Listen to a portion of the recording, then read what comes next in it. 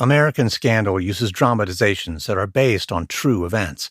Some elements, including dialogue, might be invented, but everything is based on historical research.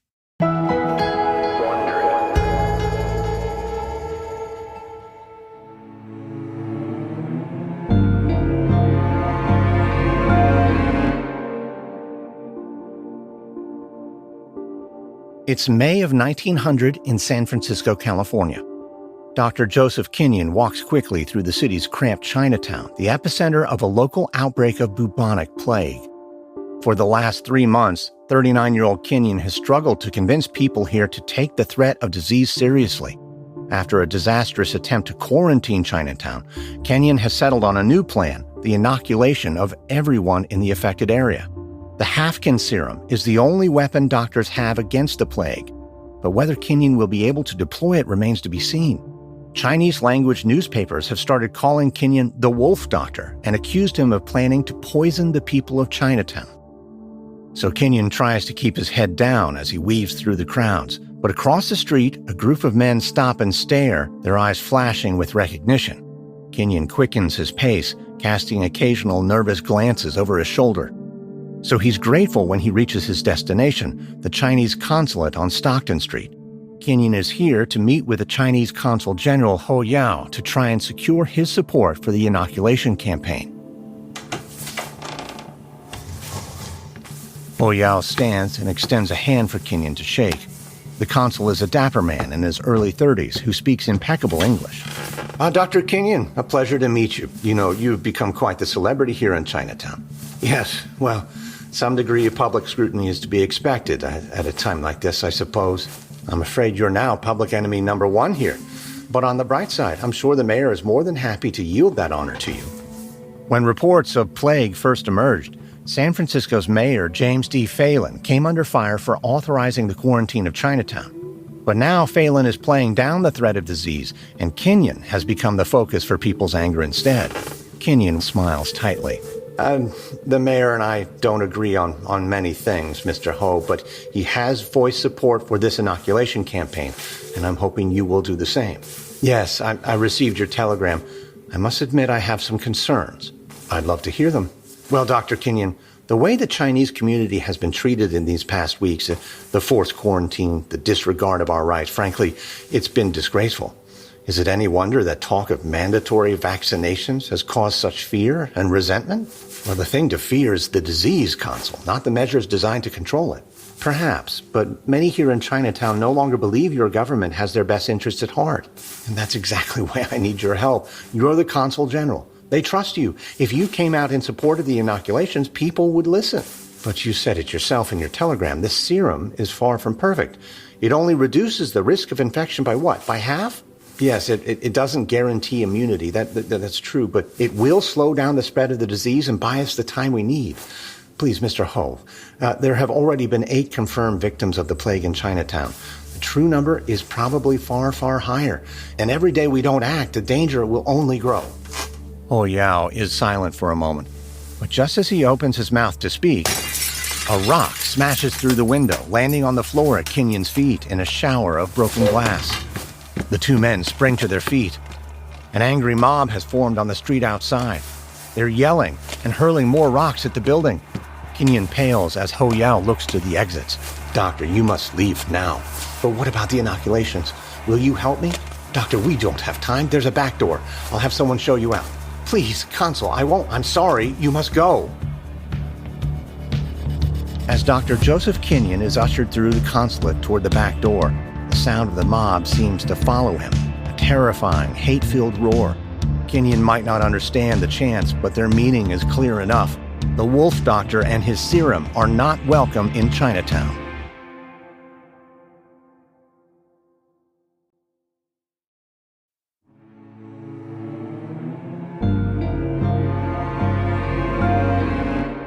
From Wondery, I'm Lindsey Graham, and this is American Scandal.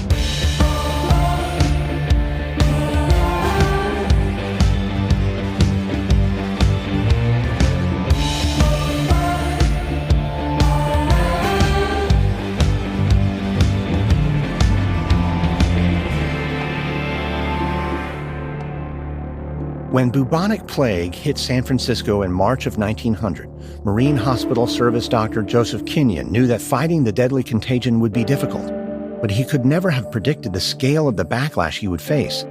Few in San Francisco wanted their city to be associated with the plague, so many local businessmen, reporters, and politicians did all they could to deny what was happening. Unwilling to back down, Kinyoun would resort to extreme measures of his own to halt the spread of the disease. But for his many critics in California, it was Kinyoun who had to be stopped, even if that meant putting him behind bars. This is episode 2, The Wolf Doctor. It's May of 1900 at the Washington, D.C. headquarters of the Marine Hospital Service. Surgeon General Walter Wyman stands at his office window, gazing over Capitol Hill. With his hands clasped behind his back and his head tilted slightly to the side, Wyman looks almost serene, though he is anything but relaxed. He knows that containing the recent outbreak of bubonic plague to San Francisco is critical. Anything less could turn this localized epidemic into a nationwide crisis. And while Joseph Kinyoun is the one on the ground in California, it's Wyman who must answer to the U.S. President, William McKinley. There's a sharp knock on the door. Wyman turns from the window as a young aide steps inside, clutching a newly arrived telegram. He hands Wyman the message. It's from Dr. Kinyoun, and it's not good news. Most of the residents of San Francisco's Chinatown are refusing to cooperate with the inoculation campaign. City health officers have been going door to door armed with doses of the Halfkin serum, but the district's ruling authority, the Chinese 6 companies, have been advising locals to resist the injection at all costs, claiming that the white doctors are trying to poison them. Wyman removes his glasses and pinches the bridge of his nose. This is the news he's been dreading. With a heavy sigh, he sets the telegram aside and calls for his secretary. If Kinyoun can't contain the plague in San Francisco, Wyman will be forced to focus on protecting the rest of the country. So when his secretary arrives, Wyman dictates a letter. It's a formal request to the president, asking for the authority to prevent Chinese people from leaving California. It's a controversial measure. A travel ban on the basis of race potentially violates the Constitution, but in Wyman's mind, it's necessary. And within the hour, his proposal is on its way to the White House. By nightfall, President McKinley has approved it. In the early hours of May 21, 1900, teams of federal health officers spread out across California. They set up checkpoints at rail crossings and seaports with orders to stop all trains and ships and remove any Chinese people before they can cross state lines. Onward travel is only allowed for these passengers if they have health certificates, and that paperwork can only be obtained from Dr. Joseph Kinyoun in exchange for taking the Halfkin serum. With few willing to receive the injection, though, Surgeon General Wyman's order amounts to a de facto ban on any Chinese person leaving California. These checkpoints cause widespread disruption and anger. But for Kinyoun, the travel ban represents a significant victory. For the last few weeks, he has been feeling increasingly isolated, a lone voice in a city that is stubbornly unwilling to listen. Now, at last, he believes they're taking concrete steps to fight the plague. But his optimism doesn't last. Just days after the travel ban is imposed, a Chinese merchant files a legal challenge against the measure. Kinyoun is named as a defendant, but he declines to attend the proceedings. Instead, he remains at his laboratory on Angel Island in San Francisco Bay, sending urgent telegrams to Washington to update them on the situation. He's worried that if the travel ban is lifted by the courts, San Francisco's Chinese residents will flee the city under cover of night and take the plague with them.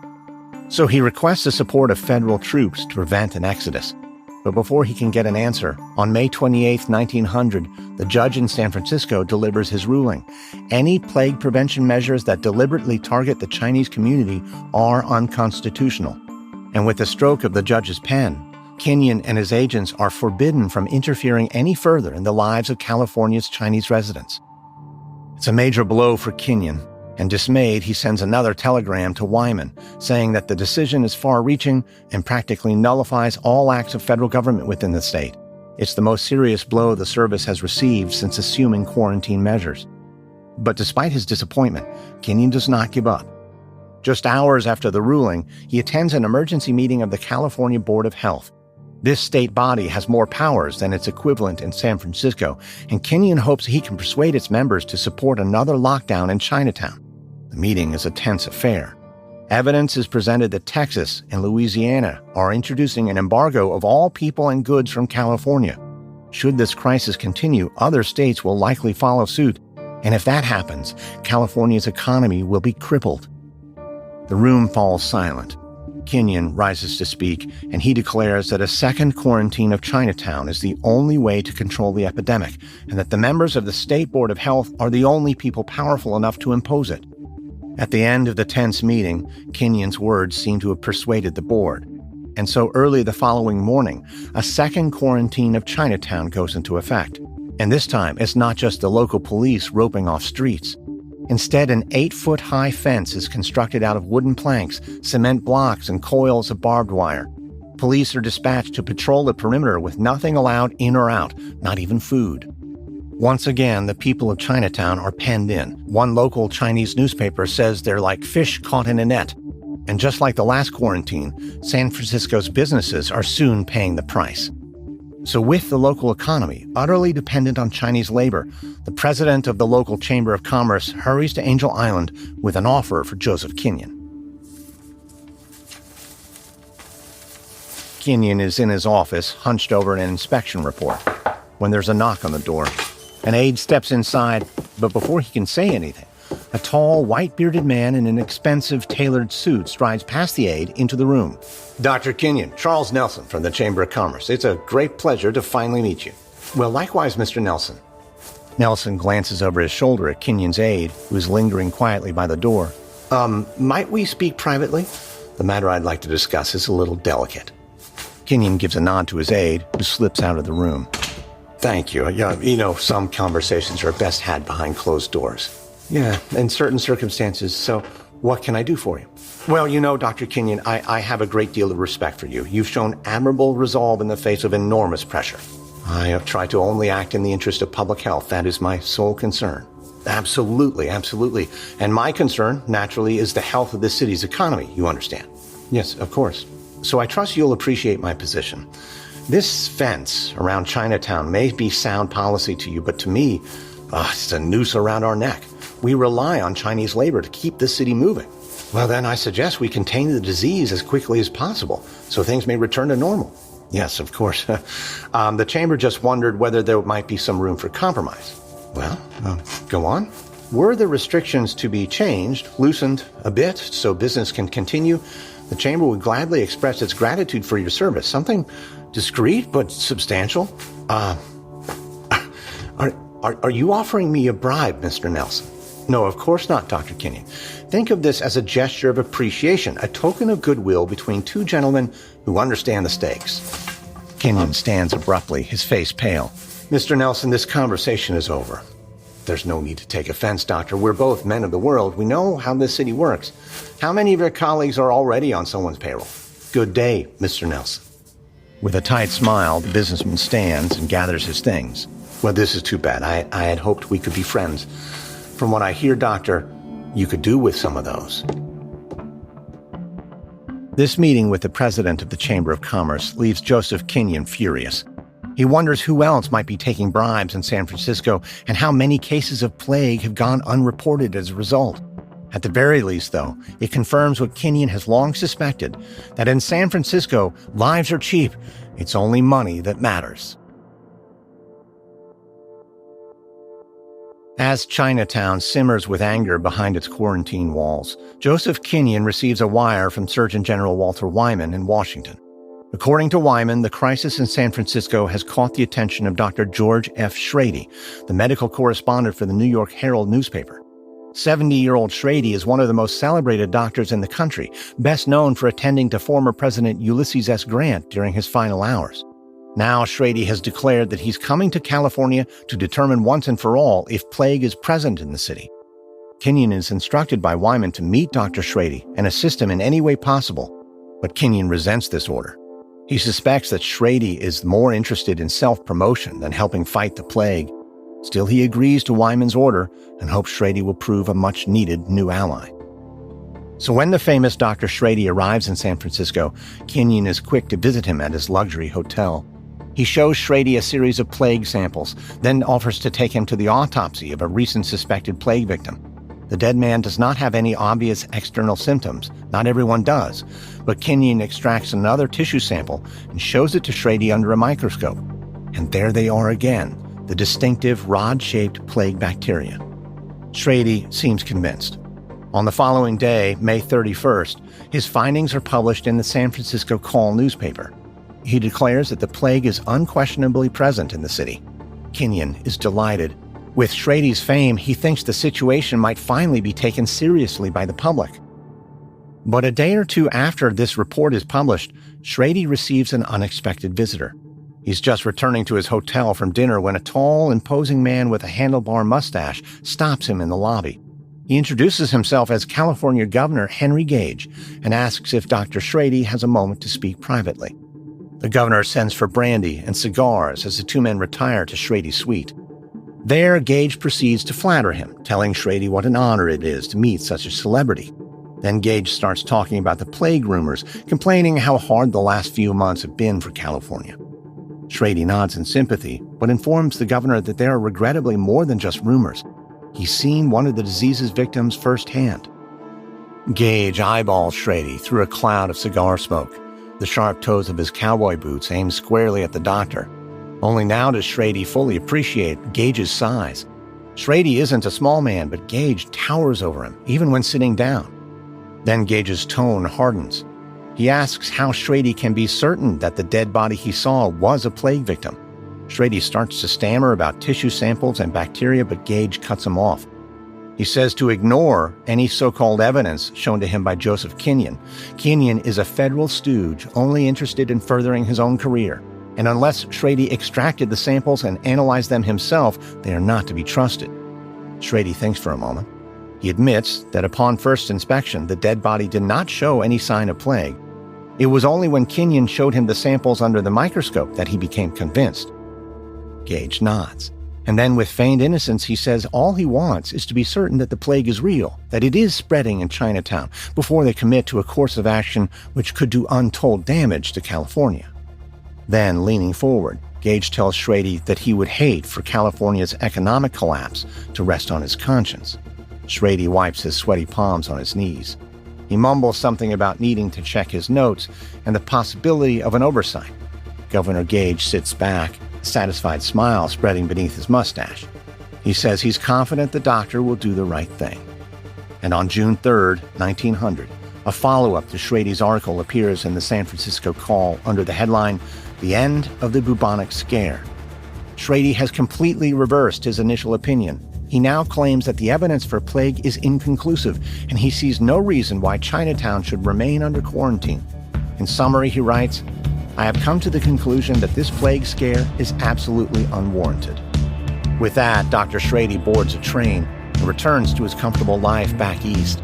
So it will be left to Dr. Joseph Kinyoun to deal with the consequences of the famous doctor's about turn and the deadly cost that is to follow.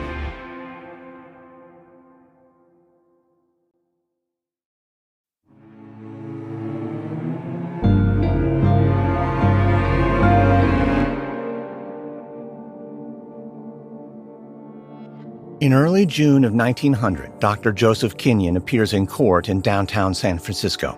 The skeptical article written by famous physician George F. Shrady has emboldened the plague deniers in the city. Now they're mounting a legal challenge to the second quarantine that sealed off Chinatown, and Dr. Kinyoun is determined to fight back.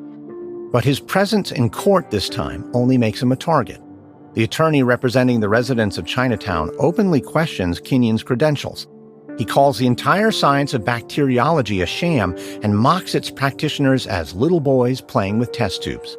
He then taunts Kinyoun by saying that real doctors treat patients. They don't skulk around dark laboratories peering into microscopes. Kinyoun is furious at the attorney's slurs and mounts an impassioned defense of his record and his science. But it's not enough to stop Judge William Morrow from ruling against the quarantine. In his judgment, Morrow asserts that the California Board of Health acted with an evil eye and an unequal hand.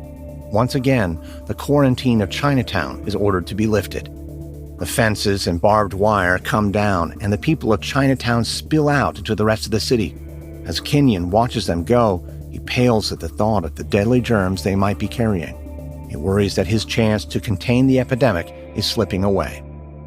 So despite his second legal setback in a matter of only weeks, Kinyoun decides to do something drastic. On June 15th, he sends Marine Hospital Service officers to every railroad crossing along the California state border, instructing them to block anyone from leaving the state regardless of race unless they can prove they have a clean bill of health. It's a broadening of the order originally given by Surgeon General Walter Wyman back in May. That first travel ban was ruled unconstitutional because it only targeted the Chinese. But Kinyoun hopes that because this latest measure doesn't explicitly single out a particular race, the law will be powerless to stop it. Soon there are long lines of frustrated passengers at train stations and ports across the state. In the north wing of the ferry building on Angel Island, Kinyoun watches over the inspections of passengers as they wait for travel permits. The restrictions have only been in place for one day, but Kinyoun is pleased with what he sees so far. His officers are conducting brief, efficient examinations, checking health certificates and issuing permits for onward travel. The process seems to be going smoothly. But then Kinyoun spots a group of Chinese travelers nearing the front of the line and marches over to them. Now, you there, have you come from Chinatown? Are you all traveling together? Yes? Then I need to see your health certificates. Oh, yep, all of you, quickly, please. The Chinese passengers produce their certificates. Kinyoun quickly scans the documents, and they show clean bills of health. Kinyoun turns to the officer at the desk. Officer, take down these people's names. Their permits have been rejected. They're not to leave California. Yes, sir. Kinyoun hands him the health certificates, then beckons to the next group waiting in line. Keep moving forward, please. We have a lot of people to process. I'm sorry, excuse me, sir? The officer at the desk holds up the Chinese traveler's papers. These certificates look clean. They're symptom-free. I thought if passengers could prove they weren't infected, then we had to let them travel. These people have not received the Hafkin serum. Their papers say as much. For all we know, they could have contracted plague on their journey to the port this morning. I see, sir, but does that mean we should reject all Chinese passengers, sir? No, of course not. Only those who have not received the serum. But isn't that practically everyone in Chinatown? Do you have a point? I'm sorry, Dr. Kinyoun. If I deny permits to all the Chinese, wouldn't that violate the judge's ruling? I just don't want to get into any trouble, sir. I understand, but let me assure you, race has nothing to do with it. If a white man from Chinatown tried to travel and he hadn't been inoculated, we would have to deny his permit too, you see? Now we have people waiting. Take down their names. The Chinese passengers are forced to take their things and return to Chinatown without their travel permits. As they depart, Dr. Joseph Kinyoun tells himself he's doing the right thing. But he knows the risks he's taking. He's dangerously close to violating a court order. But he's also certain that unless he takes action, then potentially millions of people will die. Quickly, outrage grows at Joseph Kinyoun's unilateral actions, and it's not just limited to California's Chinese community. To many in the state, Kinyoun's move is an abuse of power by a vindictive bureaucrat who cares little about the rights and liberties of ordinary people. The local press wastes no time in attacking Kinyoun. The San Francisco Chronicle publishes a scathing editorial calling him a person of no particular professional capacity, unfit for any position of responsibility. Then they go on to list Kinyoun's imperiousness, his lack of common sense, and his pig-headed obstinacy. Even some in the federal government think Kinyoun has gone too far. Shortly after his restrictions are imposed, Kinyoun receives a call from the U.S. District Attorney in San Francisco, Frank Coombs. He tells Kinyoun that the travel ban clearly violates the judge's ruling not to interfere in the lives of Chinese residents, and he demands that Kinyoun revoke the new restrictions immediately. But Kinyoun refuses. He says he will only lift the ban if instructed to do so by his boss, Surgeon General Wyman. So with Kinyoun rejecting all pleas to lift the ban, its opponents turn to the courts once again. One of the Chinese travelers Kinyoun stopped at the ferry building files a complaint, and Judge Morrow demands Kinyoun attend a hearing on the charge of contempt of court. As a government employee acting in an official capacity, Kinyoun expects to be defended by a federal lawyer, but his appointed attorney won't be on his side either. Kinyoun is informed by Surgeon General Wyman that his representative in court will be none other than U.S. District Attorney Frank Coombs. To Kinyoun, the appointment of someone so openly hostile to him feels like a calculated snub, a signal of disapproval from his boss in Washington. And when Kinyoun turns up at the district attorney's office for a consultation ahead of the trial, Coombs tears into him, telling him he's a fool who will be lucky to escape with a 6 months prison sentence. And with Kinyoun on the defensive, his enemies in California move in for the kill.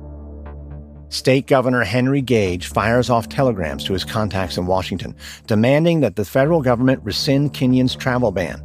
And when that doesn't immediately work, he dispatches a delegation of California Republicans to D.C. to take up the issue with President William McKinley personally. They meet with the president in the Oval Office. McKinley scans the indignant faces of the men across his polished wood desk. The leader of the delegation explains how these travel restrictions are just the latest in a long line of injuries that California has suffered at Dr. Kinyoun's hands. The damage being done to the state's reputation and economy cannot be overstated. Another delegate assures McKinley that all the men in the room today care deeply about the nation's health and that no one is questioning that bubonic plague is a threat to the United States. But Kinyoun's actions are grossly disproportionate. The quarantines and travel bans have likely cost the state's economy tens of millions of dollars in lost trade already, and all because of just 12 deaths at the last count, and all of them restricted to Chinatown. President McKinley sighs and leans back in his chair. Paintings of great statesmen from America's past hang on the walls around the room. They seem to peer down at him as he tries to decide what to do. When McKinley first heard about the bubonic plague threat, he was willing to grant the Marine Hospital Service free rein to do whatever was needed to keep the outbreak under control. The last thing he wanted was a national health crisis on his hands. But in recent weeks, McKinley has grown tired of hearing the same name, Joseph Kinyoun, over and over again. By all accounts, Kinyoun has mishandled the situation from the very beginning, making enemies in almost every part of San Francisco society. Even his fellow doctors in the city can't seem to stand the man. More to the point, there's a general election coming up in 5 months. Without the backing of California's Republicans, McKinley could miss out on his party's nomination. He has to keep the men sitting across from him happy. So the president strikes a conciliatory tone. He tells the delegates that he's sorry to hear about their troubles. It does sound as if this young Kinyoun has overstepped. He says he'll have the travel restrictions revoked in short order, and he will speak to Surgeon General Walter Wyman about the troublesome Dr. Kinyoun, too. The delegates depart, satisfied, and by the end of the day, a sharply worded telegram has been transmitted across the country from Washington to San Francisco. The travel ban is to be lifted. All health inspections at the state border are to end at once, and Surgeon General Wyman is to bring his man to heel. Now, President McKinley hopes he never hears the name Joseph Kinyoun ever again.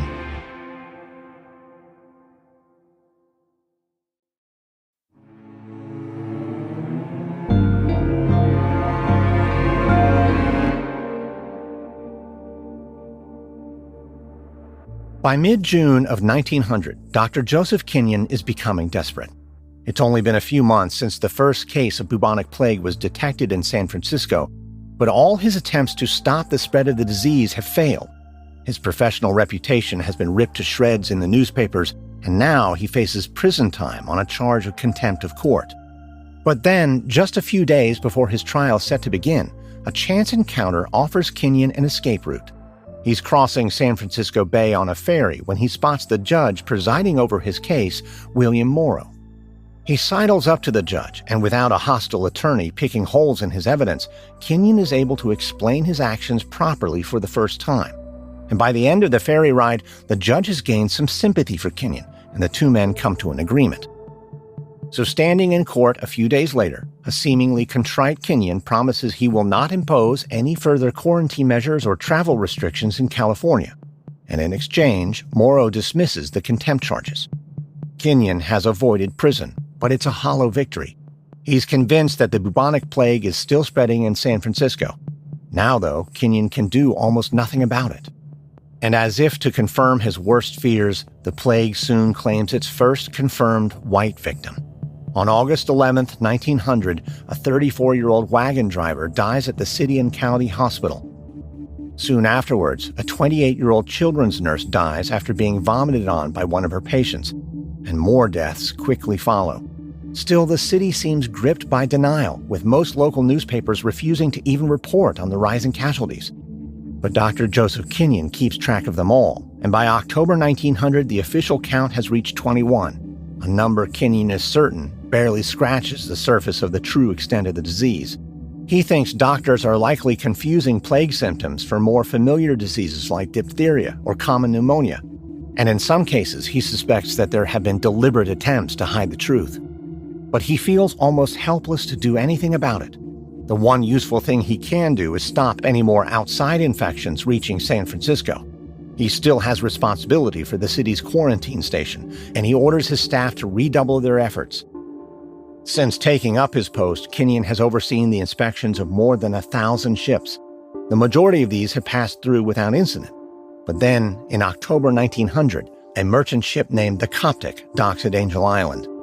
It's already visited the plague ports of Hawaii and Japan, and so Kinyoun instructs his officer to conduct an especially thorough examination. The Coptic is fumigated and doused in chemicals, while its passengers are stripped naked and sent for health inspections. Cries of outrage go up, especially from the wealthier passengers who resent being treated in the same way as their lower-class companions. But the Marine Health Service officers in charge ignore the complaints, and it's hours before the ship and everyone on board is cleared for passage to San Francisco. But once they reach the city, the aggrieved passengers quickly relay their outrage to the local press. Reporters pounce on the episode as yet another example of Dr. Kinyoun going too far. The San Francisco Chronicle runs a headline saying, "Has Kinyoun gone mad?" And the president of the Chamber of Commerce calls him a menace to our trade and our commerce.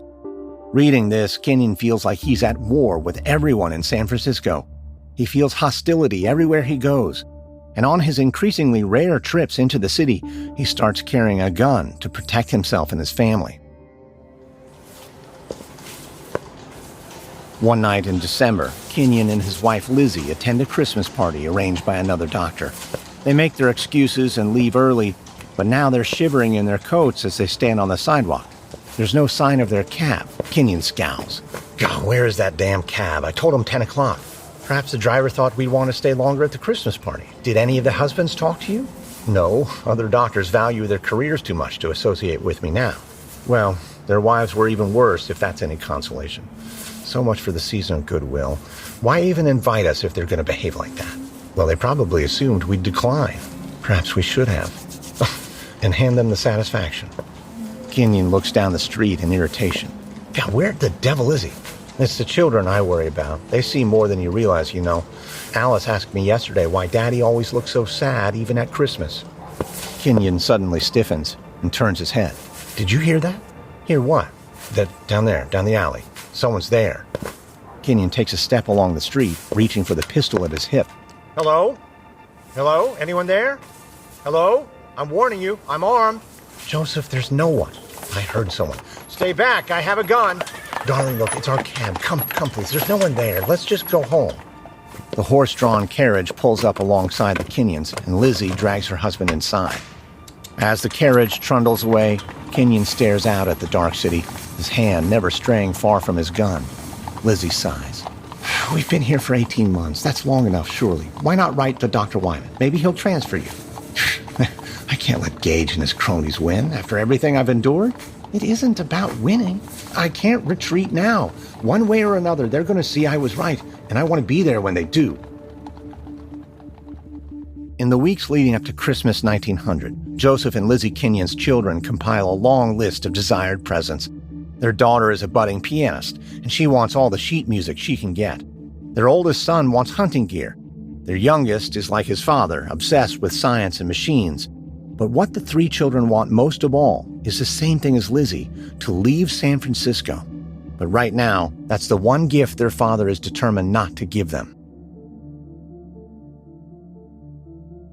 Dr. Joseph Kinyoun may have decided to persevere in San Francisco, but his enemies are just as determined to force him out. Politicians in the California legislature are drafting a resolution that will call on the federal government to remove Kinyoun from his post. And in an address in January of 1901, California Governor Henry Gage takes the opportunity to publicly attack Kinyoun. He repeats the conspiracy theory that Kinyoun is secretly injecting plague bacteria into dead bodies. And he proposes two bills to crack down on what he calls the plague scare. One would impose a life sentence on anyone found removing tissue from the bodies of a suspected plague victim. The other would criminalize any reports that imply bubonic plague exists in California. If enacted, these bills would silence any scientist or journalist who tried to establish the truth. And following Gage's incendiary speech, Kinyoun wires Washington demanding that Surgeon General Wyman publicly defend him and the wider Marine Hospital service. But by now, Wyman has lost all confidence in Kinyoun. He offers no support and instead decides to send a new doctor to take charge of the crisis in California. Dr. Joe White is a veteran of past epidemics. He fought cholera in Germany and tackled leprosy in Hawaii, and many in California are delighted by his appointment. They hope that he has come to banish all talk of plague for good. But shortly after White's arrival in San Francisco, a 60-year-old merchant dies in Chinatown, apparently of the plague. Hoping to win White over to his side, Kinyoun whisks him down to the morgue immediately. The physicians make their way down a hallway to the sealed-off room where suspected plague victims are stored. An overpowering smell of sulfur and disinfectant greets them as they step inside. White gags, repulsed by the odor, but Kinyoun hardly blinks. There's a corpse laid out on a wooden gurney, the skin waxy and pale beneath the kerosene lamps. The dead man's groin and armpits bulge with swollen lymph nodes, and his neck and torso are covered with black, bruise-like stains. Kinyoun gets to work immediately.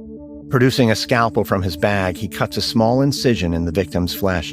From the corner of the room, a Chinese mortician watches on with a mixture of hostility and fear.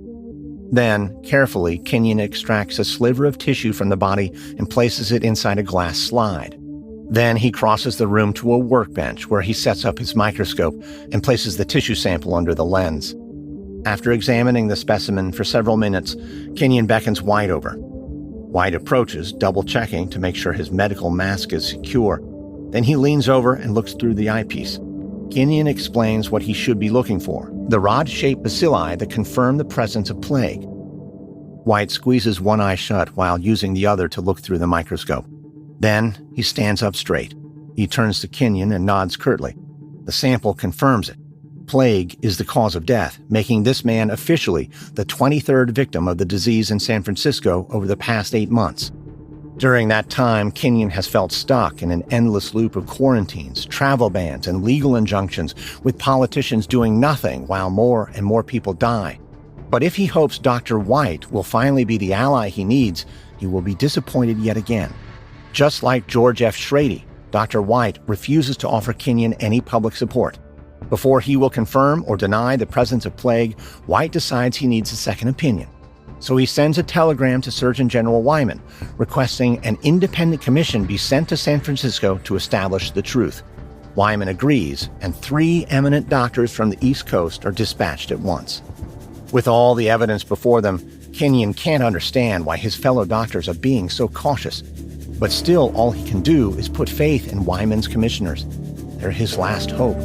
Either they'll back him up and save his career, or they'll let politics trump public health yet again, join the whitewash in San Francisco, and make Joseph Kinyoun's humiliation complete. From Wondery, this is episode 2 of The Plague in San Francisco for American Scandal. In our next episode, the Independent Commission will make their report, and Surgeon General Wyman will be forced to choose between saving Joseph Kinyoun's career or stabbing him in the back.